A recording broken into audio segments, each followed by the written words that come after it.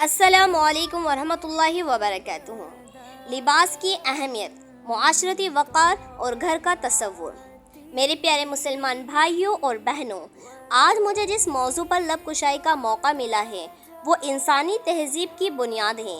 سوال یہ ہے کہ کیا ہم لباس کے بغیر گھر سے باہر نکل سکتے ہیں اور ہمارا گھر جہاں پر ہم رہتے ہیں ایک قید خانہ ہے؟ لباس انسانیت کا زیور۔ میرے پیارے مسلمان بھائیوں اور بہنوں، لباس صرف کپڑے کا ایک ٹکڑا نہیں بلکہ یہ انسان اور حیوان کے درمیان کی لکیر ہے۔ اللہ تعالیٰ نے انسان کو اشرف المخلوقات بنایا اور اسے حیا کی صفت سے نوازا۔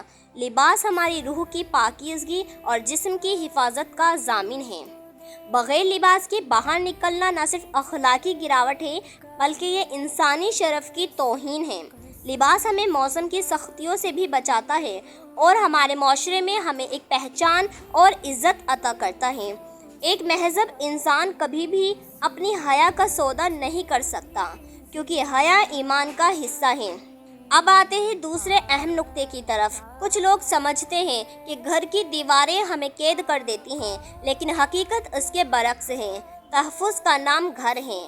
باہر کی دنیا مصلحتوں، خطروں اور ہنگاموں سے بھری ہوئی ہے۔ گھر وہ واحد جگہ ہے جہاں انسان اپنی تھکن اتارتا ہے اور خود کو محفوظ پاتا ہے۔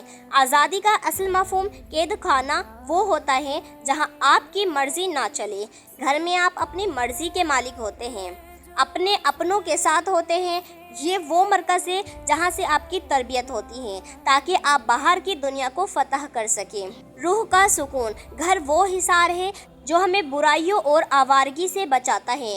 اسے قید خانہ سمجھنا ایک ذہنی مغالطہ ہے، کیونکہ پرندے بھی شام کو اپنے گھونسلوں کی طرف لوٹتے ہیں اور وہ واپسی ان کی مجبوری نہیں بلکہ راحت ہوتی ہے۔ حاصل کلام، میرے پیارے مسلمان بھائیوں اور بہنوں، ہمیں یہ سمجھنا ہوگا کہ قوانین اور ضابطے ہمیں قید کرنے کے لیے نہیں بلکہ ہمیں سلیقہ سکھانے کے لیے ہوتے ہیں۔ لباس ہماری زینت ہے اور گھر ہماری جنت۔ اگر ہم لباس اتار دیں گے تو ہم اپنی انسانیت کھو دیں گے، اور اگر ہم گھر کی اہمیت ختم کر دیں گے تو ہم بے سہارا ہو جائیں گے۔ لہٰذا میں اللہ تعالیٰ سے دعا کرتی ہوں کہ اللہ تبارک و تعالیٰ ہمیں حیا، عقل اور اپنے گھروں کی قدر کرنے کی توفیق عطا فرمائے۔ آمین یا رب العالمین۔ وما علینا الا البلاغ المبین۔ السلام علیکم ورحمۃ اللہ وبرکاتہ۔